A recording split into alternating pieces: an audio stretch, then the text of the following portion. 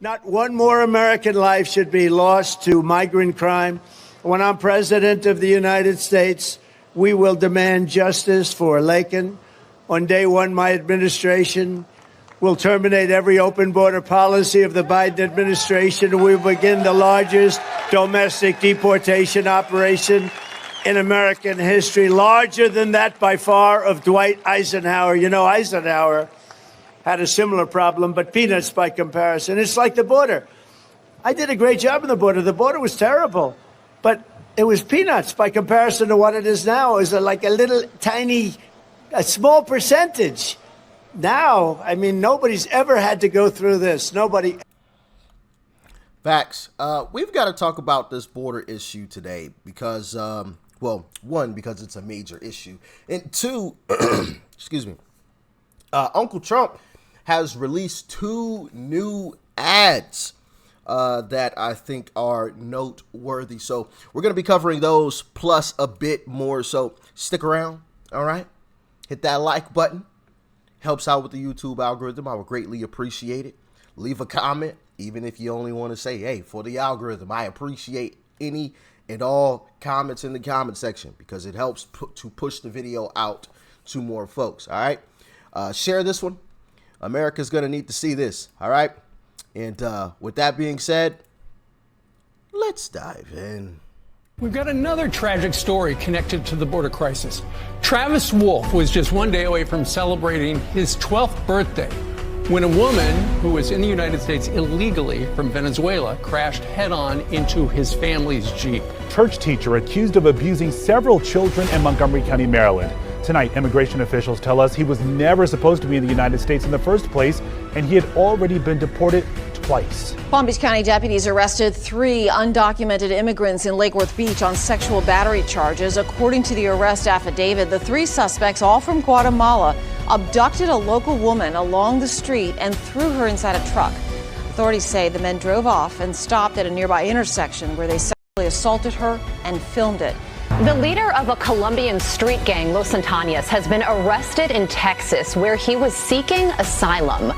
Colombian authorities confirmed that he was one of the 7 most wanted murderers in Colombia's capital. A woman accused in Mexico of several murders and body dismemberments, even removing victims' hearts, is arrested in El Paso. The FBI says Pineda was known for extreme brutality, dismembering bodies, removing hearts, and placing the hearts in front of Santa Muerte statues.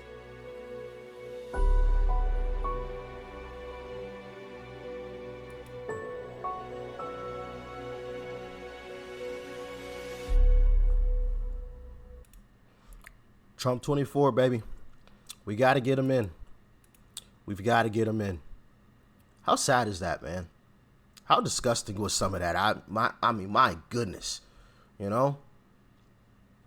My goodness. The brutality. Sheesh. Sorry if you're eating. I guess I should have warned you.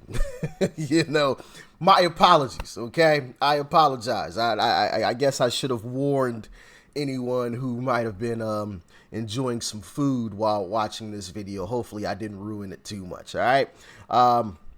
Anyway, let's get into the next Trump ad. Check it out.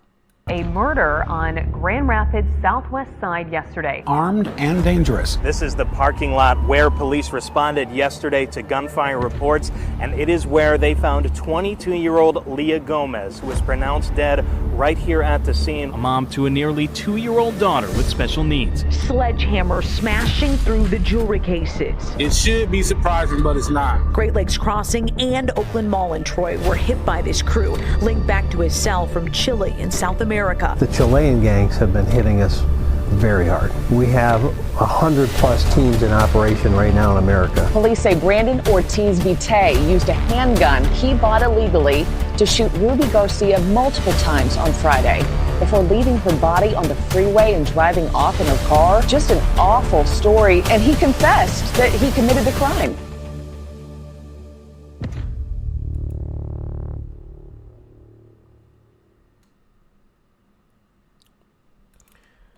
Biden's border bloodbath.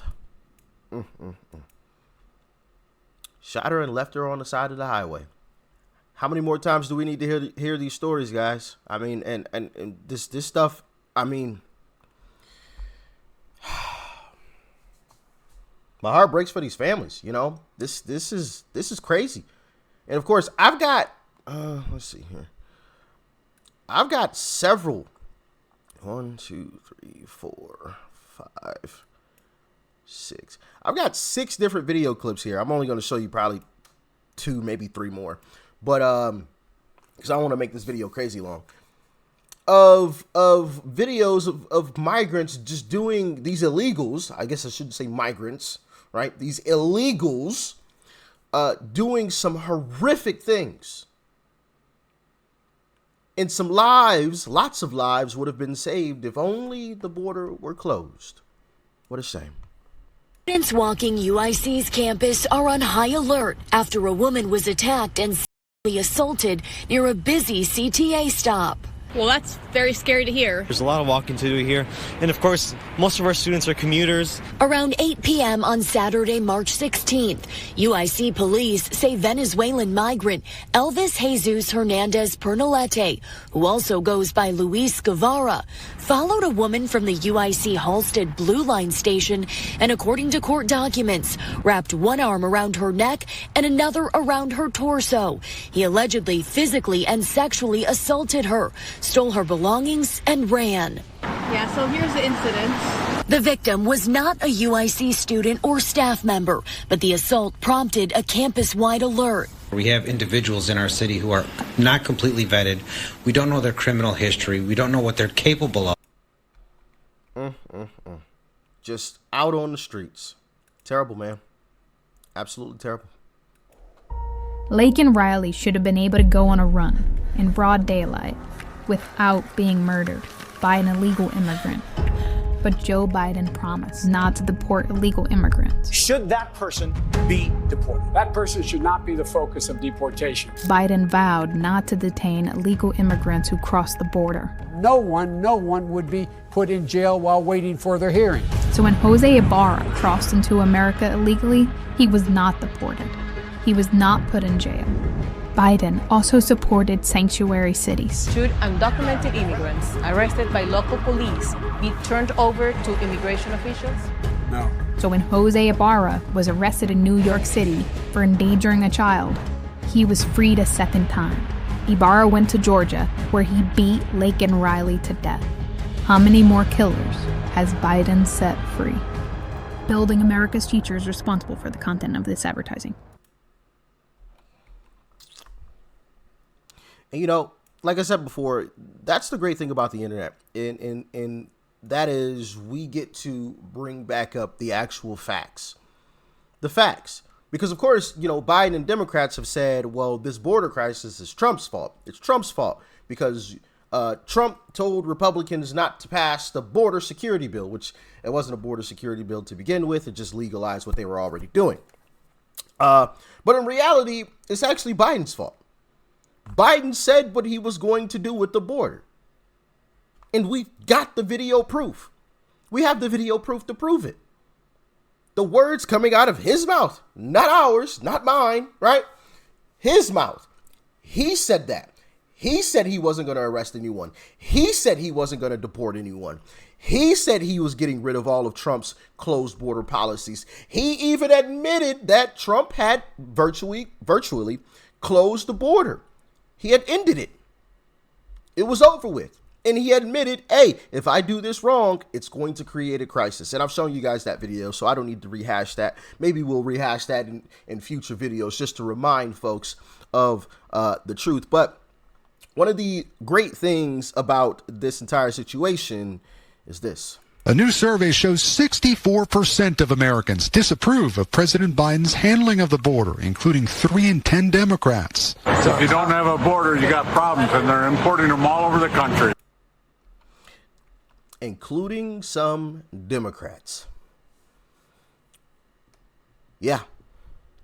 Big issue. Big issue. And most people in this country agree with Republicans on that issue. So, I mean, there's a little bit of a silver lining there. I mean, it shouldn't have to go this far, right? But Our hands are kind of tied at this point until November, unfortunately. My condolences go out to all of the families that have been affected by these terrible policies. And hopefully come November, everyone chooses wisely who we put back into the White House. Because clearly, elections have consequences. And as we've seen, those consequences could be human lives. And that's a tragedy. Y'all let me know what you thought about this one in the comment section below. Like, share, comment. Hit that subscribe button before you go. Peace and love. I'm out.